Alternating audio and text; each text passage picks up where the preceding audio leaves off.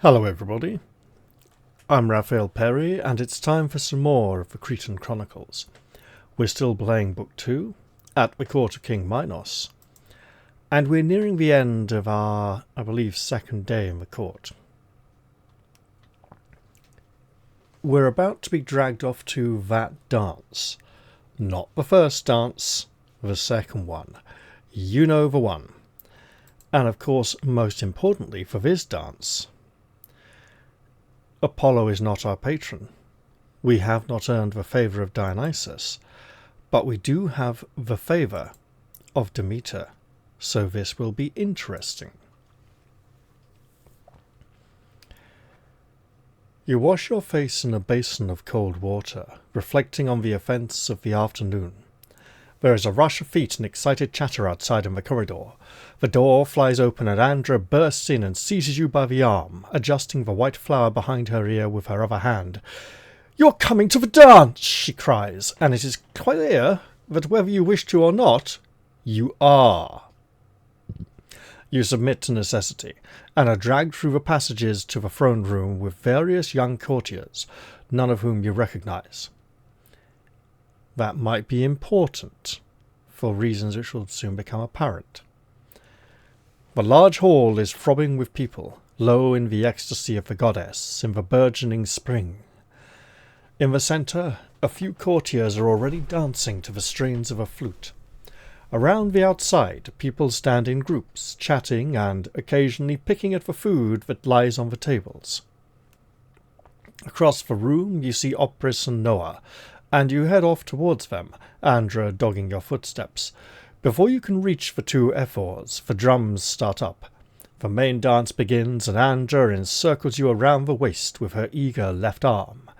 Your right arm firmly grips her far shoulder, and with your left, you seize hold of Psyche to complete the dancing circle around a ritual amphora full of wine. As the drums beat out, the ring moves one way, then the other, oscillating in time with the music. The pace increases, and you, with the rest, begin to kick into the centre of the circle with alternate feet. Apollo is not our patron. Dionysus has not seen fit to grace us with his favour because we instead sought out the favour of Demeter.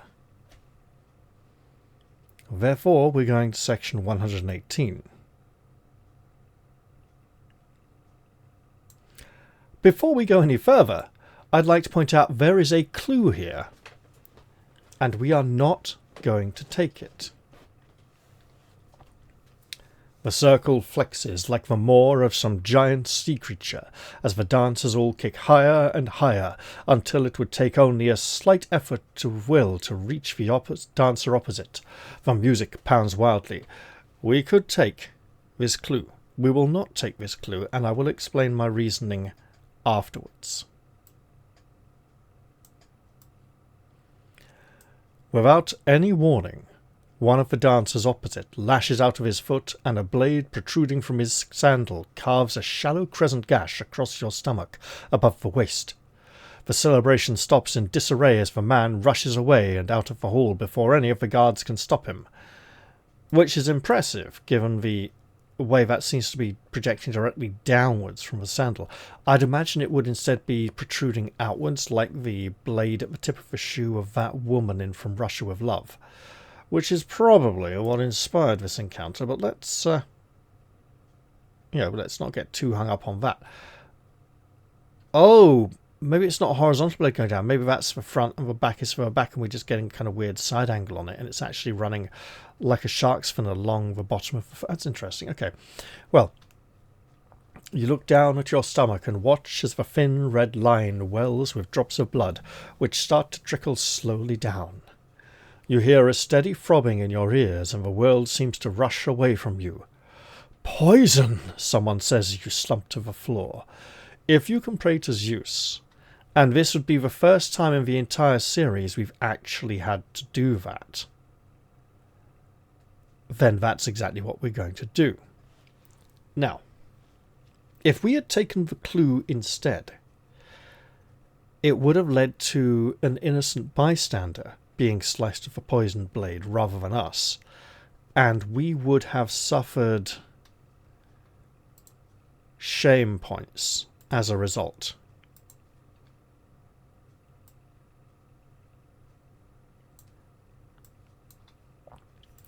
You close your eyes tightly and the image of Asclepius the healer appears in your mind.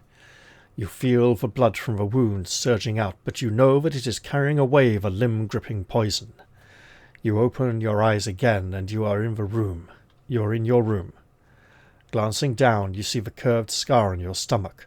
Lose 5 endurance points. Now, 37. Not ideal, because the more endurance points we get, the better. But after a certain point, we will not need endurance points, whereas shame points are forever. Essentially, we're deciding if we want to go forwards with 2 more shame points or 5 less endurance points, but it's not really 5 less endurance points, as I shall explain. Or rather demonstrate. Night falls, and the last burst of crimson glory recedes from the horizon. You gaze out of the window for a moment longer and then consider your options. You can go to sleep now, so as to be refreshed and ready for the next morning, or you can explore the palace, or take the clue, reverse the clue, and go for more bull leaping training. Do you have a minuscule silver bull pinned to your shoulder? We have indeed. I should have written silver, but it's about to change anyway.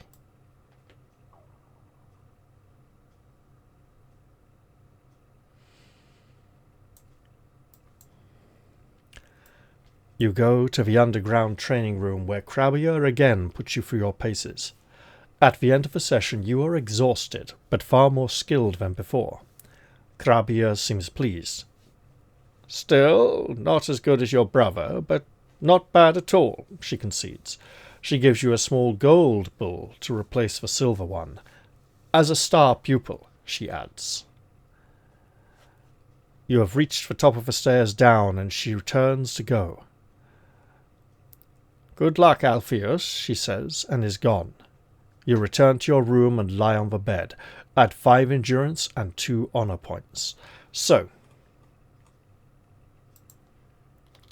we're back up to 42 endurance. And on a ridiculous 56 honor points.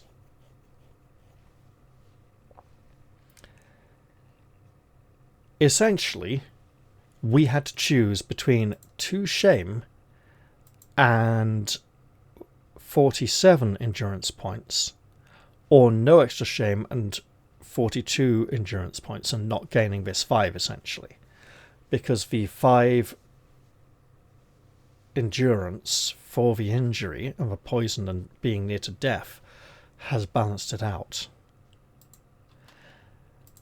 And given that shame increases the risk to our character over the entire series, and we should probably pick up some serious shame in the second book when we're forced to betray the princess to maintain the original storyline. It's probably best to try and keep shame low, which also allows us to spend more honor points in combat, because if our honor drops below our shame, our character will end his life. So I've gone with the lower endurance, which we will be gambling in the not too distant future. You sleep. Possibly the shortest section I've seen in a game book ever. 2 words. Wow. Oh no, I might have seen one that directly just tells you where to go next. But not very many.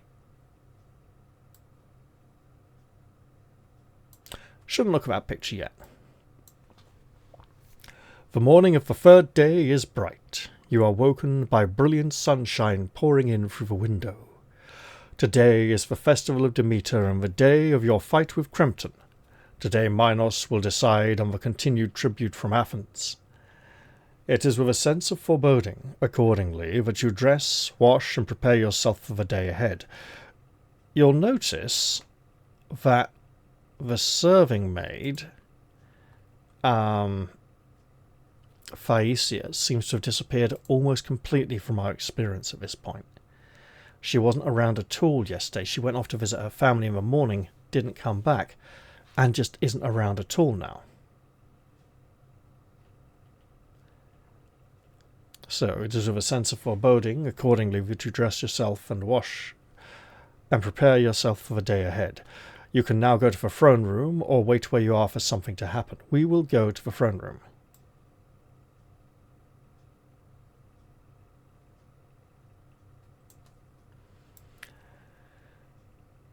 There is a very evident air of tension as you enter the throne room. Polycrates is talking with two subordinates. He is evidently agitated. Opris and Noah are trying to console Psyche, who appears almost hysterically distressed. Lactris, seemingly oblivious, is chatting with Crempton and Mictros. Crabia, the tutor of the bull eaters, Diphis, and Minos are all absent. You can approach Polycrates for training, see what ails Psyche, or try to patch up your quarrel with Crempton. There is a clue here. I believe it's a bad one, and we shall not take it. However,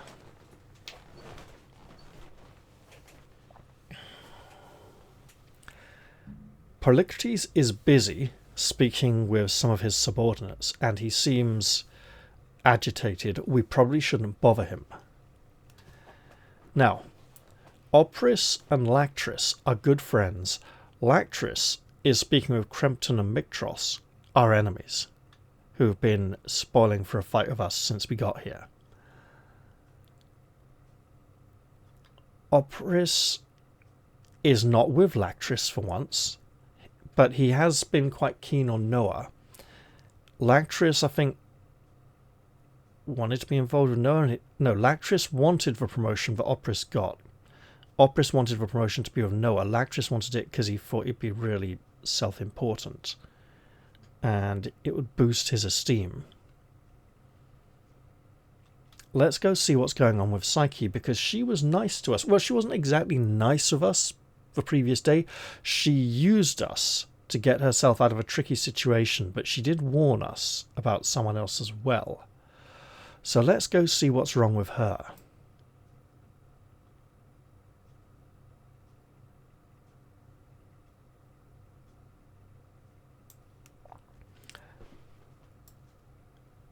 Late as ever, greets Opris, but there is no humour in his tone.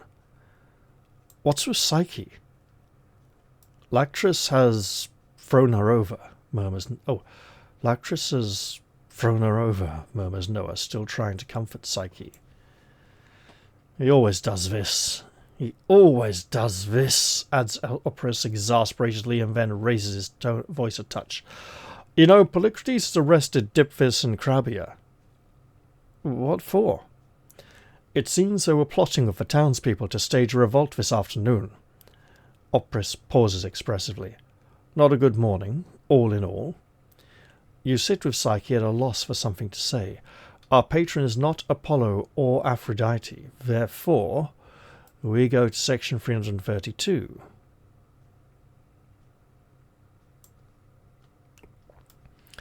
You awkwardly try to comfort Psyche, telling her how you never liked Lactris and were surprised what she saw in him. It does not help. She grips her goblet even more tightly, then smashes the top against the table and breathes, "I'll kill him!" almost inaudibly. That can't be good. And whatever this is, we're lucky to have avoided it, because it seems to involve shame, and we shouldn't be looking at that section. So, I think we all know what's coming next. Psyche, clutching the remains of the goblet, walks towards Lactris, who stands looking at her as if mesmerized. She gives a short cry and slashes at his face with the goblet. He throws up a hand to cover himself, but the crystal carves a crimson gash through the back of his hand and the side of his face. Then she swipes the other side of his face with a backhand, and he crumples backwards, holding his head in his hands. blood pouring out between his fingers. In the silence, as you all stand horrified, you can hear it splash to the tiled floor. There's a clue here, and we will take it. A crystal goblet, that's why it looks like glass in the picture, and has such a jagged edge. You'd expect it to be bronze or brass.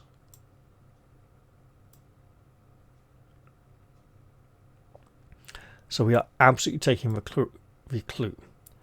For the first time in Crete, you do something unselfconsciously brave. You walk up to Psyche and talk to her. Psyche, drop that. The silence continues. Psyche. She turns and faces you, starting to collapse into your arms. Mictros produces a short sword and approaches the two of you determinedly. Keep away, you say. Psyche is sobbing uncontrollably into your tunic. He keeps coming, furious, and you take the bloody goblet from her unresisting fingers and wave it at him. Leave her alone, I said. The scene freezes like a picture on a vase. Then Mictros puts up his sword and backs off. You're dead, Altheus, he hisses. You'll be getting a visit. Remember that. A lot of people have told me that, you reply. You consider saying more, but realize that you're starting to threaten like a bullying seaman. You lead Psyche, unprotesting, away. Behind you, Lactris stirs, his tunic stiff with blood, his face an ashen-white death mask under the crimson. This is a rather serious development, with obvious and not so obvious ramifications. First off, up to this point, we didn't particularly know she had anything to do with Lactris. I don't remember there being any obvious clues, so that was a bit of a surprise. Why has he done that? Is it because he didn't get to be promoted to be an F4? And he's feeling like maybe she held him back. He's feeling... He's throwing in his lot with Cretan and Mictros.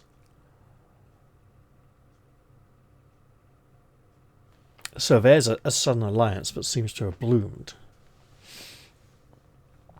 You take Psyche back to your room and put her, still shaking, on the bed. You stare blankly out of the window at the sea and the gulls drifting lazily above it. Opris enters. Is she... He nods towards the bed. She's all right. How about Lactris? Bad. His face is all sliced up. The hand... Dipfis is looking at him now, but I don't know if it'll be any good. He hesitates. Altheus, go and talk to Polycrates, please, before he does anything about her. But Polycrates hates me. Well, Minos then. Do something.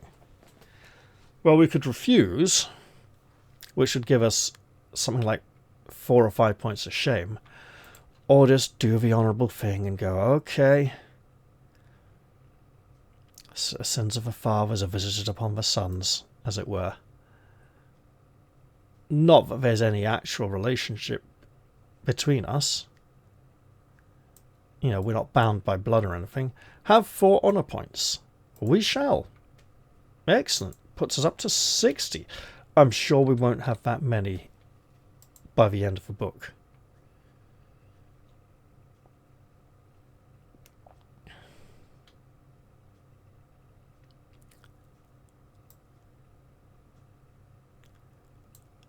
Opris taps you on the shoulder. Well done. You go back to the throne room. Polycrates is supervising the clearing up. Well? He asks. Where's the king? He's busy. What do you want? Evidently you're going to have to talk to him. It's about Psyche. What about her? What are you going to do to her? Polycrates stares at the blood on the floor. What do you think? Don't, you say, and the imperative cuts across all the questions. All right. And he leads you away into a corner. What's it to you then? What do you mean? You cooperate with me. All right, what do you want from me? I want Cretan dead. And there it is, the same thing King Minos demanded of us.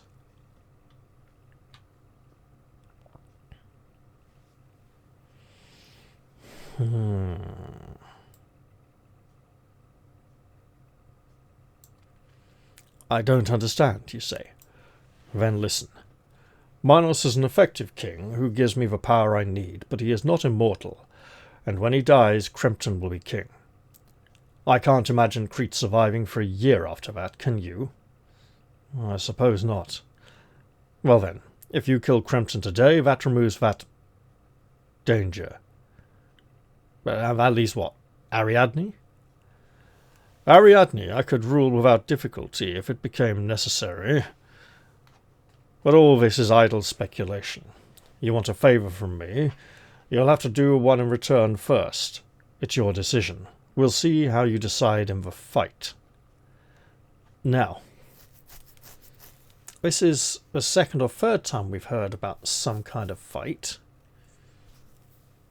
And yesterday it was confirmed that we would be fighting with Cretan today. It was confirmed after we had an opportunity to miss training for boxing. So, training we did not miss, however. Let's get to it then, I suppose.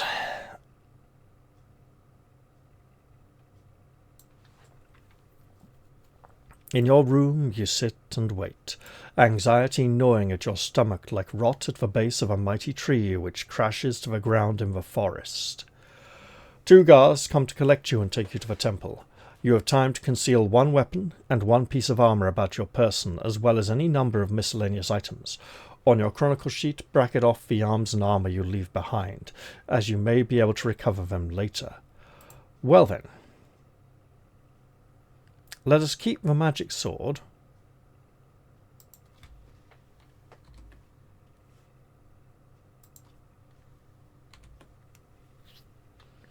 And the magic breastplate. We'll leave behind our other sword, spear, long knife, axe, harpoon, rusty helmet, greaves, shield,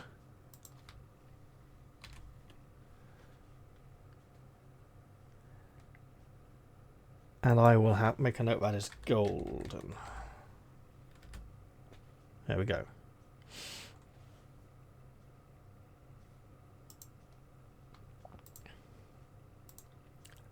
And we push on.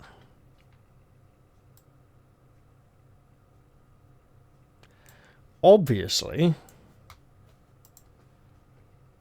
that leaves our might the same, but reduces our defense to a mere 10, 11, 15 protection. So we are missing now 7 protection. 4 for the breastplate, 2 for the helmet, 1 for the greaves.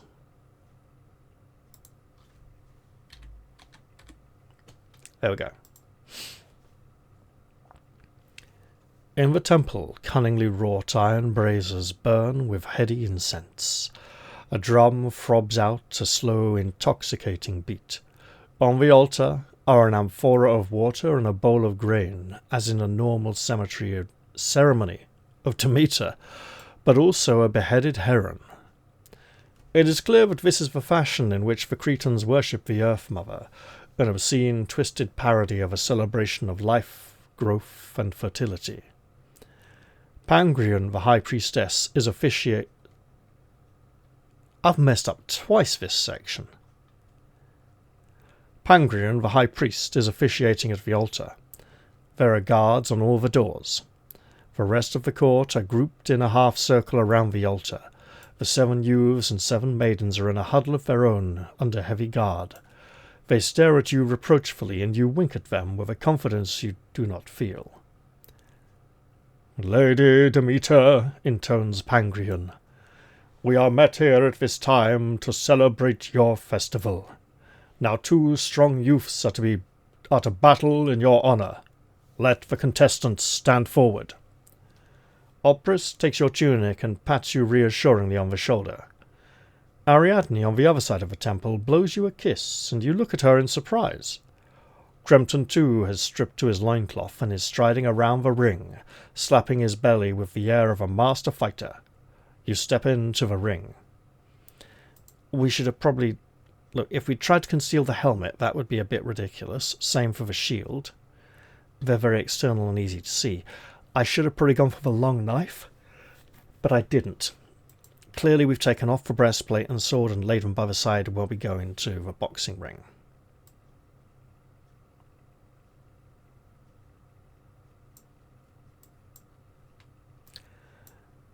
The Pancratian, or Pancration, but it's Greek, so it's probably Pancration, or boxing match, is handled by you, the player.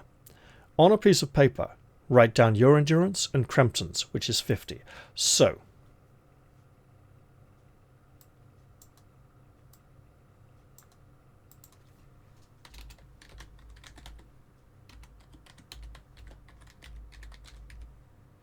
that P keeps sneaking in there.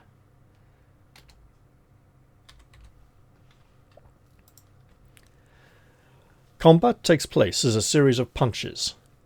You'll notice that in this illustration, Cretan does not have the leather strips wrapped around his knuckles,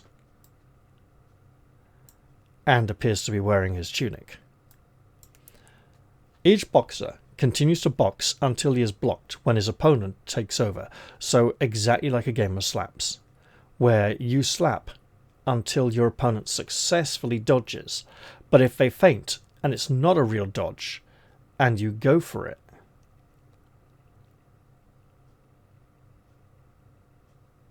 then you forfeit. And they get a free slap. And they take the turn. To punch, choose a target area, head, groin or body, and roll a die to see if Cretan is defending it. See the table. If he is not, you subtract from his endurance an amount of damage corresponding to the area struck. A body blow deals 1 point of damage. A groin hit does 2 points of damage, and a head punch does 3 points of damage. If he is defending the correct area, the blow does no damage, and he takes over. You decide which area to block, then roll the die to see which he is attacking. If your endurance falls to 0 or below, you are dead, and Zeus will not save you. The fact that we've prayed to Zeus anyway makes that redundant. If Cretan's endurance falls to 0, he is unconscious. If it goes below 0, he is dead. Now, looking at the table, Cretan will attack the head 1 in 6, the body 2 in 6, the groin 2 in 6, and the body 3 in 6. He will defend the body 1 in 6, the groin 2 in 6, and the head 3 in 6. So if we try and punch for the head, we're going to have a hard time and he will defend a lot. If we punch for the body, he will leave that open and actually guard it very little. Conversely, when he attacks us, we should defend the body as much as possible. So it's body. Again, apparently Anita Roddick was wise to open the body shop, because we are rolling for body shots. Now, here's what I'm going to do. Since we are going for body shots, we are going to be wearing him down incredibly slowly. And he will... he will actually also target... So he is literally inverse. Yeah. So we roll until we get a 1. 1, 2. And I'm just going to tally these up. 8. So that looks like 1, 2, 3, 4, 5, 6. Oh, 1, 2, 3, 4, 6. Okay, so we have dealt 6 damage to him, taking him down to 44. And then he blocks the body and he gets to punch. We will also defend the body. He rolls a 4, which is the body. We defend it. We become the attacker. So I will clear the window and begin to roll again. Body shots, please. Okay, we get 3 hits on the body, taking him down to a 41 before he blocks.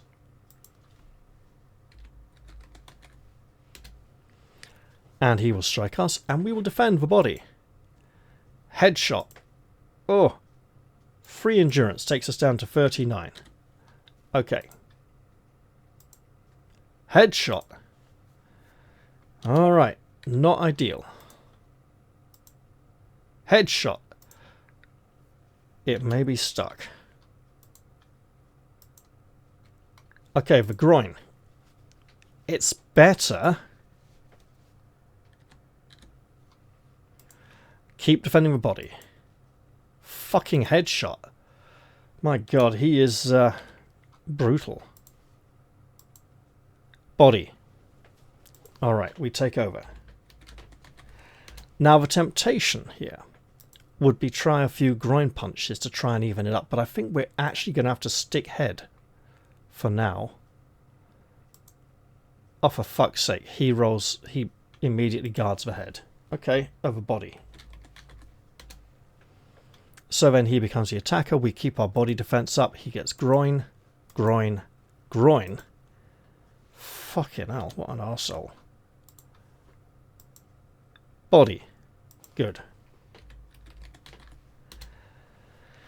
And we're going to keep body rolls. This is possibly the first dice rolling we've had to do all book, by the way. So we can easily get back to this place. But we're going to punch him in the body a lot.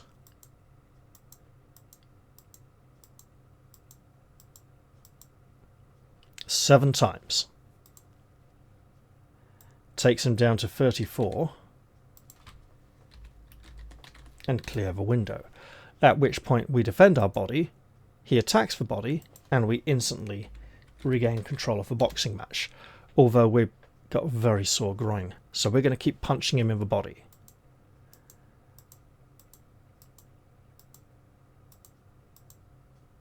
Seven more. Okay. That takes him down to 27.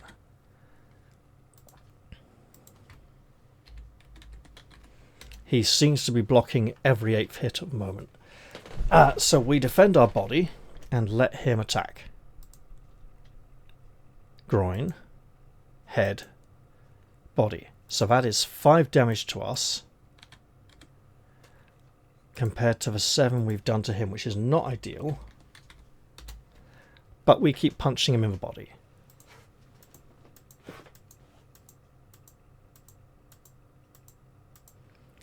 Okay, 11. So, 1, 2, 3, 4, 7, 10. Okay.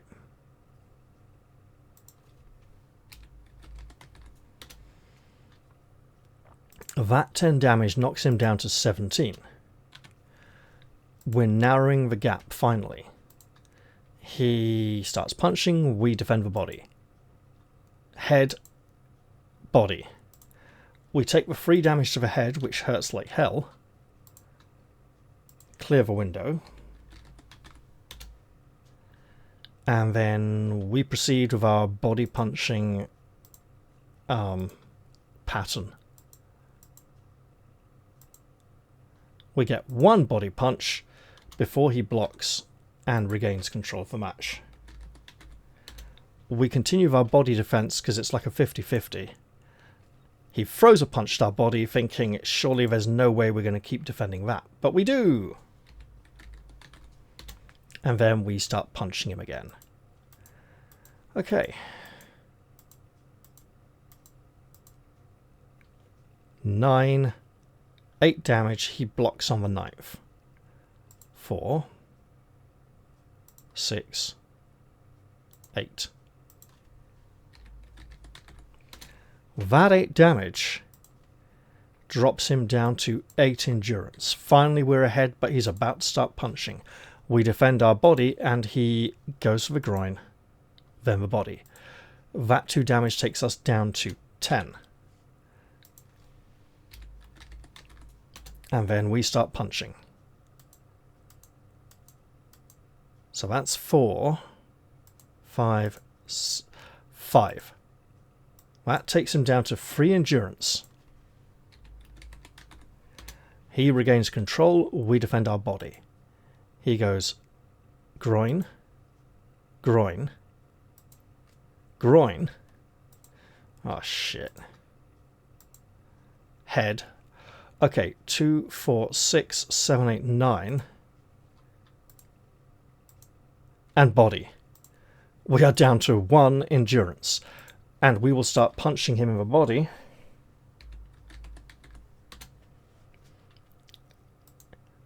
One punch.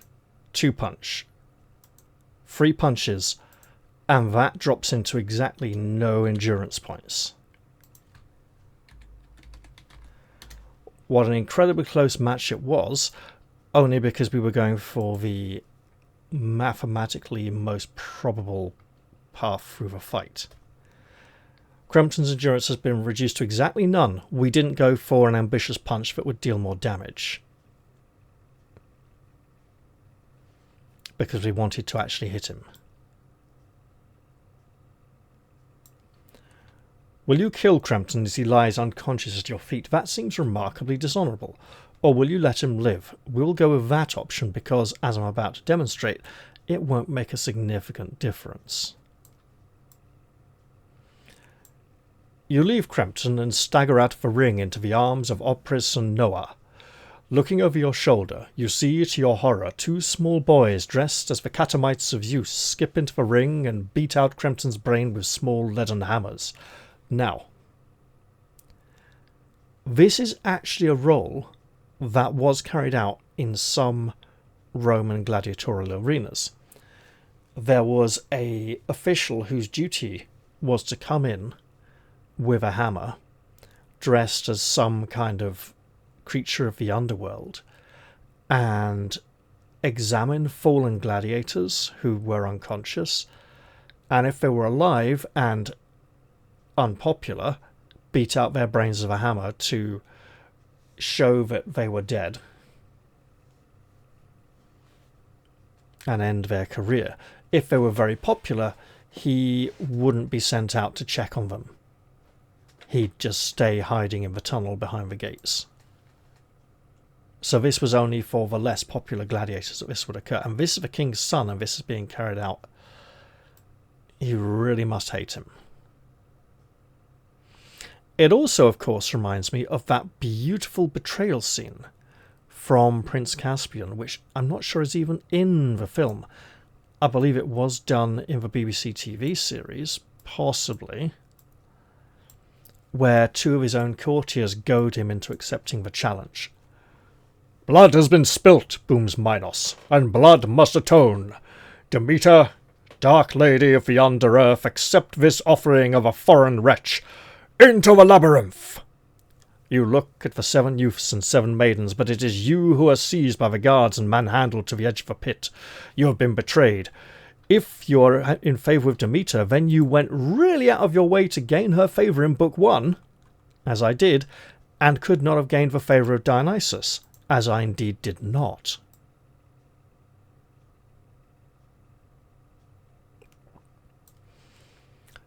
As you teeter on the edge of the pit, a surge of Olympian anger flows through your veins, and you throw off the guards and round on Pangrion. It is almost as if you are a spectator and the goddess speaks through your lips. "Priest," she cries in your voice, "you have defiled my religion and made it a celebration of the dark side of man, a festival of death. Serve me now as you never did in life." A bolt of sunlight leaps from your pointed hand to Pangrion, and he changes into a horrific statue of a man built entirely from fruit. As you all stare aghast, it stands for a moment, and then collapses, scattering oranges, apples, mangoes, melons, bananas, peaches, passion fruit, and others you cannot even recognize, all over the floor. The goddess releases you. "Bring me my weapons," you cry into the silence, "and I will enter the labyrinth and root out this evil once and for all." You are brought all of the equipment from your room and fully kitted out. You give one last glance at the court, grab 2 tangerines and a banana to eat on your way, and leap lightly down into the pit. Have 5 honor points. And with those honor points, I will return all of my missing equipment. The magic shield, which is going to make a massive difference. The sword, spear, long knife, axe, harpoon, rusty helmet, greaves, and spare shield that we do not need. And we go to section 5. Now, this is going to make an absolutely massive difference. When we face the Minotaur with all of our equipment, the fight will be nowhere near as one-sided as it was previously. However, because my throat is rather dry, I'm actually going to stop the episode here. I've demonstrated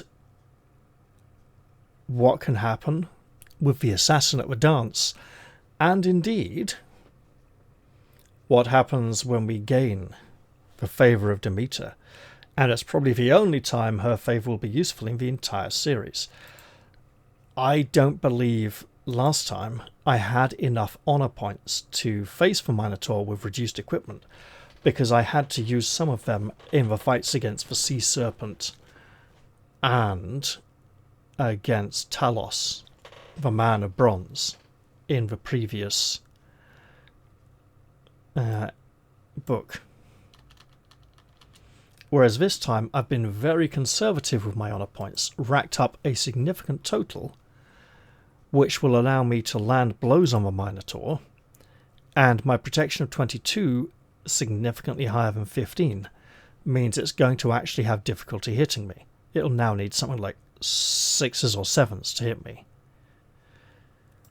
So I am going to end the episode here, short though that may be. I'm tired, I've got a dry, slightly sore throat, it's a good time to stop. I hope you've all enjoyed this episode, and I'll look forward to seeing you all in the very next one. I'll say goodbye for now though, and see you all soon everybody.